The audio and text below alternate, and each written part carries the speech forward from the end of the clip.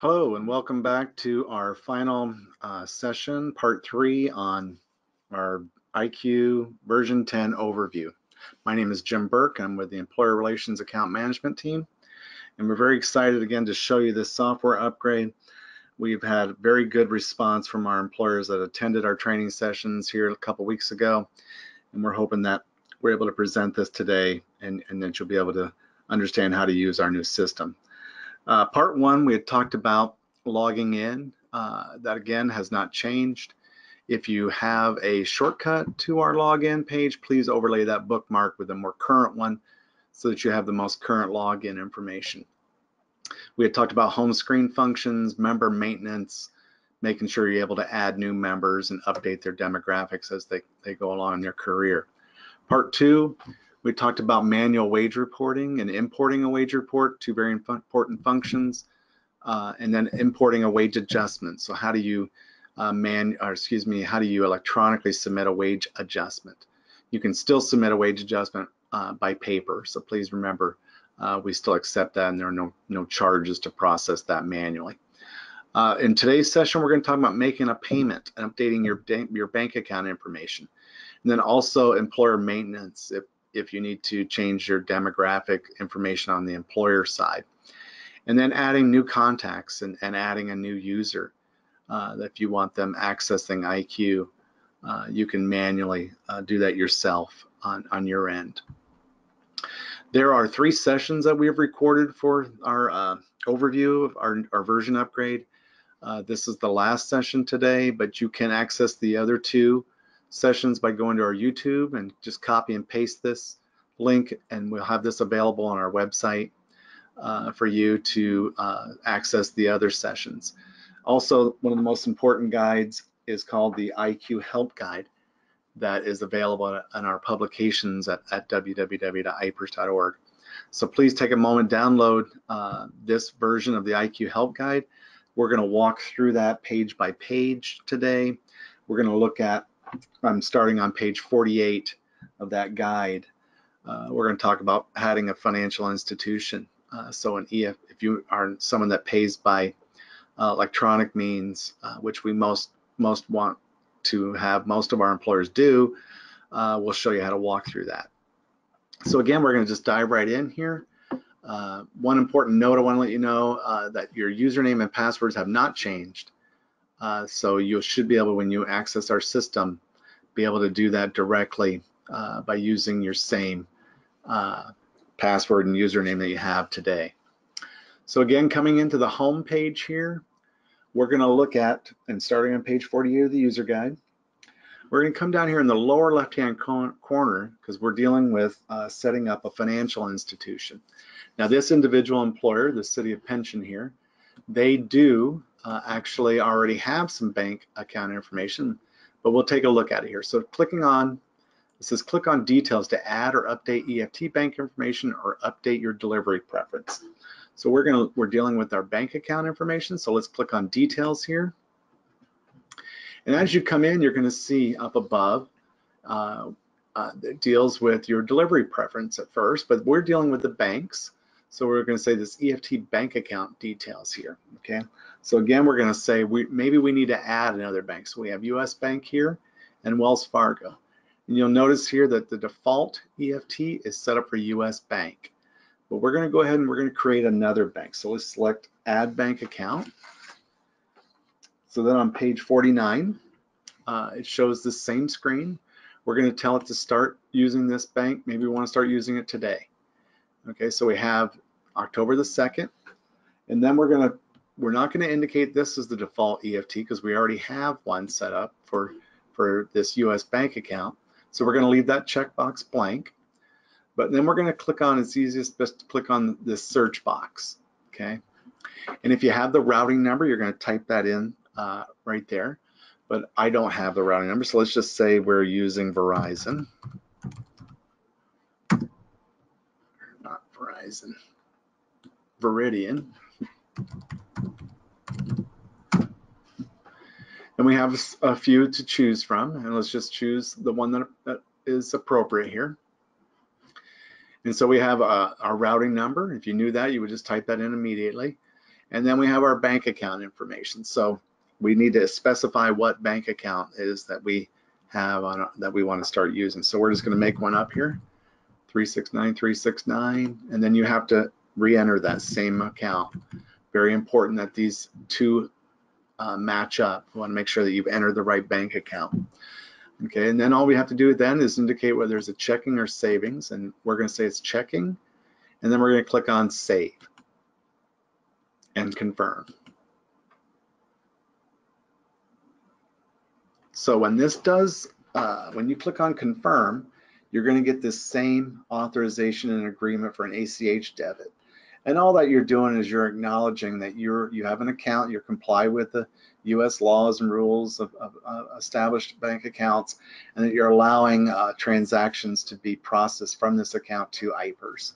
So basically all you're doing is you're signing it here. We're going to tend to say it's Fred Fund who's authorized to sign this, and they are the clerk for the city, and you're going to say confirm. And you have an option to print here or finish, and we're just going to finish, but you might want to print that off and keep it for your records. Okay, so here it is. Now we've got this set up, Veridian Credit Union, and we can process now payments associated with our account under this bank account. So if you wanted to, say you wanted to set that account up as your default EFT, you can do that by simply selecting on the current one that you have as your default and go into details and say change and remove the checkbox and hit save and confirm. Now under the account that we just created, this Veridian Credit Union, we're going to click on now the actions and details and simply click on change and then say that this is the default and hit save and confirm. So it's that simple. Now this is the default EFT. So when I process a payment, which we'll go over here in just a second, it's going to default to this account. And I could change it to these other ones if I wanted to, but it's going to bring in this account to default as to make payments for. So that's how you set up a new EFT bank account. Let's go ahead now and make a payment. Okay, so we had talked about, in order to do that, we're going to click on this back button. And we're going to either from here make a one-time payment, or I do everything under this account summary, wage report, and payment history. So I select that option. And again, it comes in here and it says, this is what I currently owe for as the employer under this account.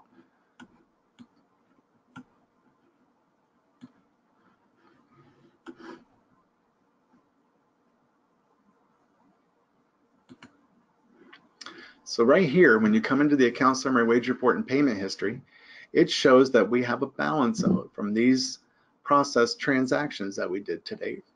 So it shows that we owe $3,218.42, and that should just be the sum of what's owed up here from these two wage reports and this wage adjustment.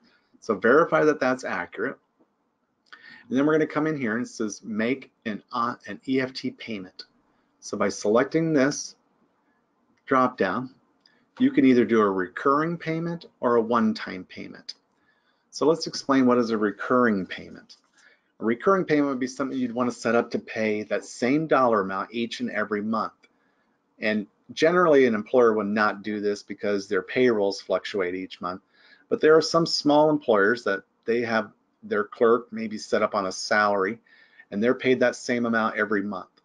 So they could set up a recurring payment to pay that contribution amount every month on the 15th because their wages have never changed. And you have to be careful with that when it comes to the rate changes in July. So if you set up a recurring payment, remember that if the rates change, you're going to have to change your recurring payment amount, okay? So just make a note of that. But we're going to do a one-time payment, okay? So that's what we're going to do. We want to pay this $3,218.42. We're going to select one-time payment here. And right now we are on page 53 of the user guide. And as you follow along, when you select one-time payment, then it'll tell you what is your outstanding balance. And you want to verify that that's accurate. So it is. It matches up with what was on our summary here. So let's say that we want to pay, we only want to pay $3,000 of that, okay, right now. So we can put $3,000, 3.00, and then we leave this because we want to pay it immediately. Now, if we wanted to do a future payment, we could change this and change it to whatever date we wanted, but we want to do it today. And then we want to make a description. So we're going to say this is the August and September payments. And then we're going to say next, okay?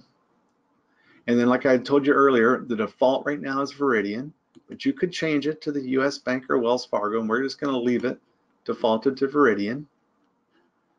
And we're going to say next. Now this is a confirmation. You get one more time, you get to review the transaction. We're doing a fixed dollar amount, $3,000. We're paying it today. And here's a description of what the payment was for, what account, the account number, the routing number, the bank, and that information. And you can confirm and print, or just confirm. So if I click on confirm and print, it gives you an option. Then it says payment's been successfully processed, and you say okay.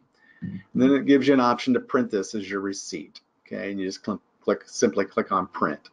I'm not going to do that. I'm just going to close that down. But then you can see directly on your summary here that you made a $3,000 payment, and your remaining balance is therefore $218.42.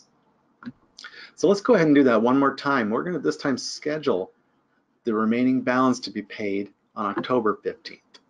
Okay, so let's just go ahead and back up here again where it says make an EFT payment. Select that drop down and do the one-time payment. And we're going to pay the balance of that, $218.42. But this time we're going to tell on this pick calendar, let's not pay it until the 15th. So on October 15th, we're going to just make a note here, balance paid for August and September wage reports. We're going to say okay. This time let's just take it out of US Bank.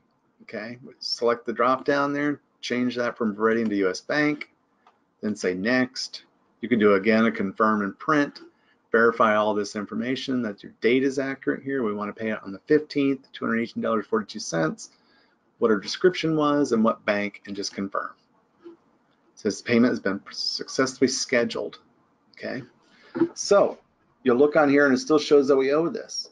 And the reason it does is we have scheduled a future payment.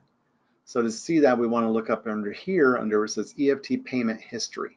Okay, so by selecting that, it defaults to scheduled payments. So when you come in here, you're going to see that $218.42 one-time payment scheduled for October the 15th. And then this EFT history is just all the transactions. There's that $3,000 one that we just made. So that's how you process your payments through our system. Very simple process, but we wanted to make it as simple as possible so you can make your payments without issue. So that's how you make your payments in our system. If you needed to update any of that bank account information, we can go back onto the home page here, go back under this click view details for EFT, and say you wanted to stop this bank account right here. So click under actions, details, and you can simply click on change and tell the system to stop using this as of the end of October. So put a stop date on that, save, and confirm. Now that bank account won't be able to be used after October 31st, okay? So that's how you update that information. One other thing that I want to point out while we're in this screen, now we're on page 57 of the IQ Help Guide, is you can update your demographic information. So let's take a look at where it says view, update employer demographics and contacts, okay? So while we're in there, let's just click on that link. And it'll show then what your current demographic information is. If you needed to update that, you simply click on change and you can edit these fields and update. Say you're no longer at 7400 registered drive, you're at, or 7401, you're at 7400. Oops, let's try that again. Click on the edit address and you can just simply click on and change what needs to be edited. Click OK. and it's found a match here, the 7400 registered drive, that's with the 4-digit extension. You say, yep, I want to use that by just clicking the possible match that says yes, and you say okay, and then hit save. And now this information, you confirm. Now we've updated the 7400 registered drive. If you, while we're in here, let's talk about adding a new contact in our system. So you want somebody in your office to be able to discuss IPERS information. Currently, we only have Fred Fund as a contact. So if somebody calls us, we're going to verify that they're an authorized contact that we can discuss your account with. So to do that, you're in this same screen, View, Update Employer Demographics and Contacts. We're going to click on the button that says Add a New Contact. By selecting the Add New Contact, it does a search to determine if this individual has ever been a contact previously for you. So we'll just use myself here, Jim Burke, and click on Search. I've never been a contact for this employer before. So in order to add them, you're going to click on this button that says Add Person. And right now, this is not in our user guide, adding a new contact, but we will do an insert to this, so you'll be able to follow along in your user guide. But right now, I'll just show you how to do this. So you click on Add Person, then you'll type in their name here. So it's a brand new contact for this employer, so Jim Burke. And then we do need a work phone number and an email address. And we want their email address at their office, not their home email address.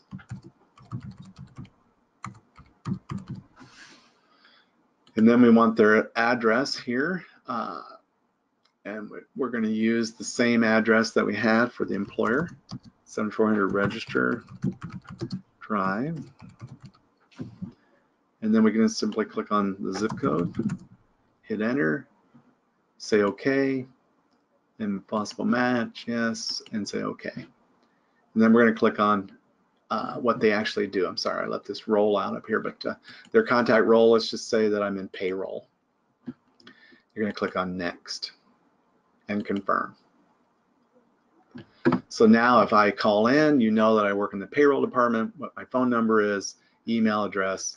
So I'm an authorized contact to discuss the account information about what's going on in your account, okay? So we've talked about updating the employer demographic information. Let's say you are someone, and we'll go back to the home key here, home screen, that currently you get stuff in the US mail and you no longer want to receive all of our statements and everything in the mail. You want that emailed, you wanted to get an email notification as opposed to getting in the mail. So we can click back down here where it says click on details or add or update EFT bank information delivery preference. Click on this details, simply click on change, and you can click it back and forth. If you want to get the information by US mail, say US mail. If you want to get it by email, you simply say email and you click on save and confirm. And that's how it's simple to update your delivery preference. We ask that as many employers go by email as they can. You'll just get a notice like you do today saying that your documents are available in IQ to download. Okay, so the last thing that we're going to talk about, we're going to go back to the home page, is to add a new user. So in order to do that, you click on this says View Update User Information. Okay, so right now the only user that we have is Fred Fund. In our system, if you wanted to add a new user, and we're at the top of page 61, you simply click on under the View Update User Information, this Add User. Okay. So when you come into that, we want to indicate whoever our new user is, and we'll just make up one right now, and we'll just say it's Helen Hunt, and we'll just say go. And Helen Hunt's never been a user before for you, okay? So we're going to click on next, or we're actually going to say new. And when we come into the next screen, we're actually at the top of page 63. We need you to intervene at this point because the username just comes in with their first initial of their first name and their last 6 of their last name. But we actually, or the first 6 of their last name, we want you to put a prefix in there of their user number, their employer number rather, 00425. And then we need their email addresses, hhunt@mchsi.com or whatever their email address is. And then we're going to indicate one of these fields have to be filled in. This date of birth or their home phone or one. This is the security identifier when they're actually going to get an email from us, and they're going to have to select that link in that email and do a security verification here, and it's whatever you've indicated here. So let's just say her date of birth is July 4th of 1990.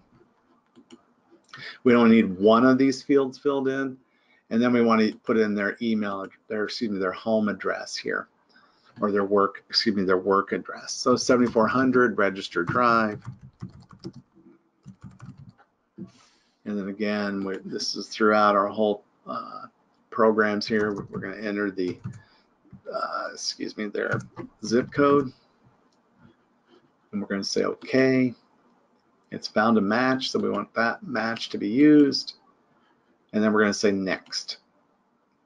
And at this screen, now we're at the top of page number 64. We leave this defaulted as is, and we're going to say next. Then this last is your confirmation information, and you want to make sure you've entered all that information in correctly here, and you're going to say confirm. So it tells you that an email has been sent to that user to complete the registration process. So as you can see, I'm not going to be able to show you the actual email, but on the user guide, it does walk you through that. Shows that they will get a link. They'll select the link. They'll have to verify through the registration wizard one of the security identifier, which I think I put was July 4th of 1990. That'll have to match up. It'll also do a security setup for them to enter their own password and their confirmation, and now they're actually able to use the system as a user. The last thing I want to show you at this point is the how to deactivate a user. So if you've got somebody that you gave access to and you no longer want them to have access to it, you can go in here and again under the View Update User Information, if you just simply highlight their account here, Helen Hunt, we're going to say under Actions, we're going to update their user access, okay? And then there's a button that just says Deactivate right here, and this is outlined on page 68, the last page of your user guide. And you're going to say okay, and it's going to tell you that it updated successfully. Now it shows that they're inactive, okay? So we have gone over all of the activities that we are requesting in our version upgrade. We've gone over all that information with you today. I do want to definitely encourage you, if you have questions, where can you get help for any of this information that was presented today. We have the IQ User Guide, which you should download the most recent version at our website. The Employer Handbook is always a guide. That's also available on our website, and the Bulletins and Latest Words. These tutorials and this webinar, I hope, were helpful to you. If not, please call the toll-free number or send us an email at employerrelations@ipers.org. We would be happy to help you get through this situation of this version upgrade. And I want to thank you again for taking time out of your day. And if you need any help at all, please contact our office. Thank you very much.